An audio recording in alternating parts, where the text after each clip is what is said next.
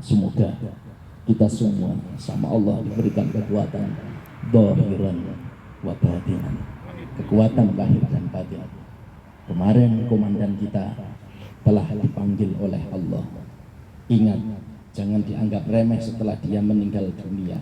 Sampean faham, seseorang yang mempunyai pejuang cinta kepada ulama, itu makfu sangat besar, pengampunan Allah sangat besar, karena sudah hukum cinta tidak bisa tertukar oleh apapun.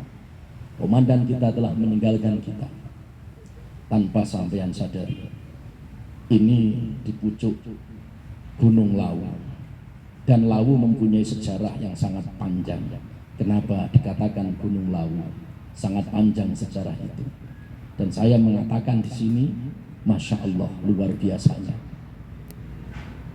Setelah beliau yahruju ila dunia, keluar dari alam dunia, biidnillah, sempat basyirah atau pandangan kulo memandang, subhanallah, betapa bahagianya mereka, betapa bahagianya komandan kita yang telah keluar dari alam dunia ini, walaupun sebelumnya punya cerita hitam yang sangat luar biasa. Beliau mendapatkan sebuah ru'yah, yaitu sebuah mimpi, bahwa beliau pada saat 3 hari setelah meninggal, beliau bermimpi yang sangat jelas dan amat nyata bahwa beliau, komandan kita, lagi duduk bersama dan bergurau bercanda-canda dengan sahabat Kanjeng Nabi Muhammad SAW. Ingat, Kanjeng Nabi memperjuangkan agama Islam, dimusuhi, difitnah, bahkan diancam, dibunuh. Para sahabat mereka semua yang menghadang, para sahabat mati-matian membela Rasulullah pada saat itu. Di dalam kitab Idhatul Nasyir, jika Allah memunculkan harimau, Allah memunculkan singa, Allah memunculkan harimau dan singa, alias memunculkan seorang ulama untuk menyambung lidah Rasulullah, untuk menebarkan rahmatan lil alamin. Orang yang di dunia gelap diterangkan menjadi dunia yang sangat putih penuh dengan cahaya. Orang yang benar-benar jauh dengan Allah didekatkan oleh Allah.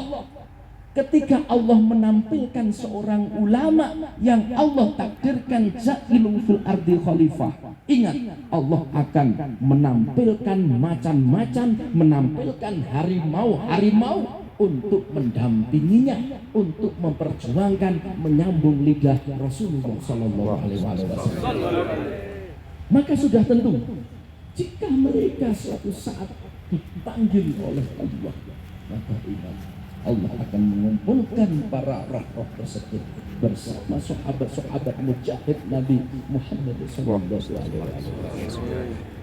Jadi saya tekankan, semangat berjuang Bapak Ibu. Mungkin sisa umur ini menjadikan sebab Allah memberikan rahmat.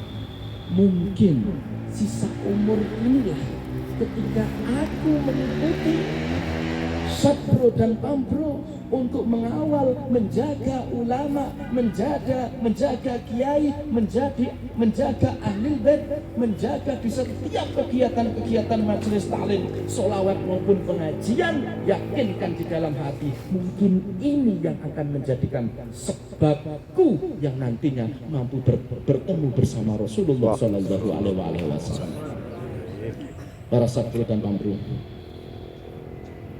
kalian yang semangat, coba tak semangat. Kulo paling miris, paling ngelus dodo. Kok ono wis tahu sing semangat, akhirnya tiba-tiba dia tidak semangat lagi, bahkan melepaskan baju kesayangan, baju hijau ini. Na'udzubillah, summa na'udzubillah min dzalik. Apapun gesekan kalian bersama saudara, apapun yang terjadi, ketersinggungan kalian bersama saudara, jangan pernah patah niat untuk menjaga ulama. Ingat, di setiap perkumpulan sebuah kebaikan, Allah akan menampilkan sosok iblis yang paling profesional untuk masuk dan untuk menghancurkan dalam perkumpulan itu dengan gesekan-gesekan sesama saudaranya sendiri. Dimanapun tempat akan seperti itu. Saya teringat di dalam kitab Tariful Umam al-Mulk, di mana Kanjeng Nabi Muhammad SAW di saat Nabi Isra Mi'raj, Allah mengatakan kepada Kanjeng Nabi Muhammad dengan 3 permintaan. Ya ayyuhan Nabi, wahai Nabiku, mintalah engkau dalam 3 permintaan, maka aku akan kabulkan apa yang menjadi permintaanmu. Ya Rob, saya minta yang pertama. Apa? Seluruh umatku dakhulal jannah, masukkan surga. Apa kata Allah? Naam. Ya, akan aku takdirkan masuk surga semua umatmu ya Muhammad. Yang kedua, tolong semua umatku jangan sampai mereka mati kelaparan. Alhamdulillah, sampai sekarang umatnya Kanjeng Nabi tidak ada yang mati kelaparan. Yang ketiga, kata Rasulullah, ya Rabbi, aku mohon kepadamu, tolong rukunkan umatku. Tolong rukunkan umatku. Apa kata Allah? La ya Muhammad, la, tidak, aku tidak mengabulkan. Nangis Rasulullah tersungkur. Kenapa ketika Rasulullah meminta untuk umatnya rukun, Allah tidak mengizinkan? Karena sebelumnya Allah mempunyai perjanjian dengan Azazil, yaitu rajanya iblis. Apa rajanya iblis? Ya Rabbi, sayati ila zaman, nanti akan ada satu zaman nabimu yang bernama Muhammad akan lahir, dan nanti suatu saat nabi itu akan memohon kepadamu untuk rukun umatmu, maka aku mohon kepadamu, tolong jangan engkau izinkan untuk mereka rukun. Kenapa? Karena kalau engkau mengizinkan mereka rukun, di posisi mana saya akan menggoda kepada mereka? Paham? Di posisi mana saya akan menggoda mereka? Lalu Allah mengiyakan permintaan si iblis tersebut, Azazil tersebut. Kemudian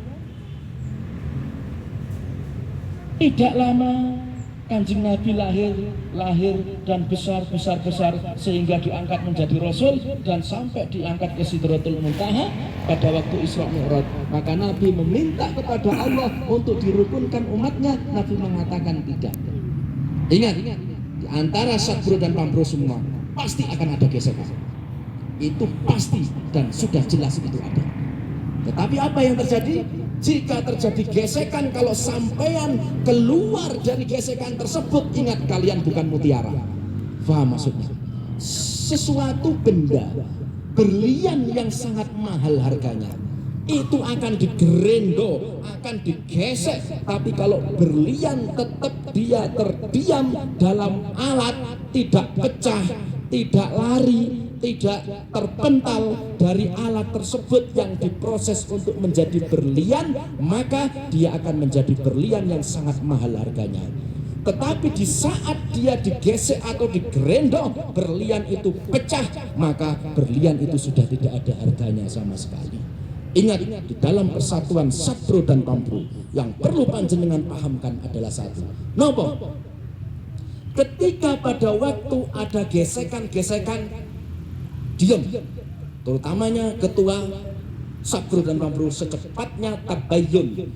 Karena di saat seseorang punya masalah, mereka klarifikasi secepatnya, tabayun secepatnya, maka celah-celahnya iblis tidak akan mampu untuk menggerogoti perpecahan di antara saudara kalian semua. Sampai paham? Ini pasti akan terjadi. Ketika ada gesekan, secepatnya tabayun. Ketika ada suatu kemuskilan di antara teman satu dan yang lainnya, langsung adakan tabayun, jangan saling diam-diaman. Maka ini akan berbahaya, bahkan akan merusak di dalam Jamiah Sholawat Ibrahimiyah sendiri. Mungkin bisa dimengerti.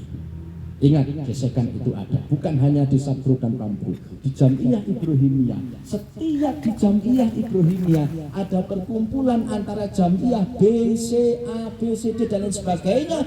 Maka iblis profesornya akan tampil di tengah-tengah itu. Dia akan masuk ke dalam hatinya jamaah yang kurang kuat imannya, maka akan dimasuki untuk mudah tersinggung. Bahaya penyakit tersinggung ini akan memecahkan segala-galanya. Sakit dipahami. Semoga menjadikan berkah kepada kalian. Untuk apel sore hari ini akan saya akhiri untuk memberikan pencerahan. Mungkin nanti ada tambahan dari ketua Idarah Aliyah atau dengan dari komandan Sabro dan Pambruk. Nanti kalau ada tambahan monggo bisa disampaikan. Tolong semua jamaah sholatnya dijamak, sholatnya dijamak, bisa sampai nanti sholatnya di waktu isya, namanya jamak takhir, waktu yang agak dan lebih luang. Setelah acara ini pakaian bebas, dan insya Allah malam nanti jam 12 kita semua ada acara tabarruk, paling tidak wudhu, karena kalau mandi nggak cukup airnya, di tempatnya Syekh Syihabuddin. Kalau orang nggak paham itu dikira Punden Boncolono, padahal itu dulu tempat yang di sebelahnya itu makam Syekh Syihabuddin. Itu air yang sangat luar biasa. Sekitar jam 12 seragamnya bebas. Untuk besok pagi diharap semua memakai seragam lagi, maksudnya seragam lagi, dan ada acara-acara yang nanti akan kita musyawarahkan. Para jamaah yang dirahmati Allah Subhanahu wa Ta'ala, jadi semuanya nanti berpusat komando Sabro dan Pambruk itu kepada komandan Sabro Pambruk, dan untuk yang menjadi ibaratnya rujukan setiap ada perintah atau gagasan-gagasan dari saya, itu semuanya harus merujuk kepada ketua Idarah Aliyah. Jadi yang berperan besar kepada Jamiah Ibrahimiyah adalah Idarah Aliyah, karena ini melibatkan acara khususnya kerohanian dan acara-acara rutin-rutinan yang lain.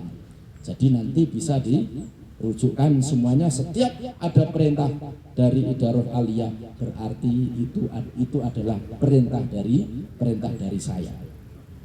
Soalnya kenapa Gus kok boten langsung panjenengan yang memerintahkan?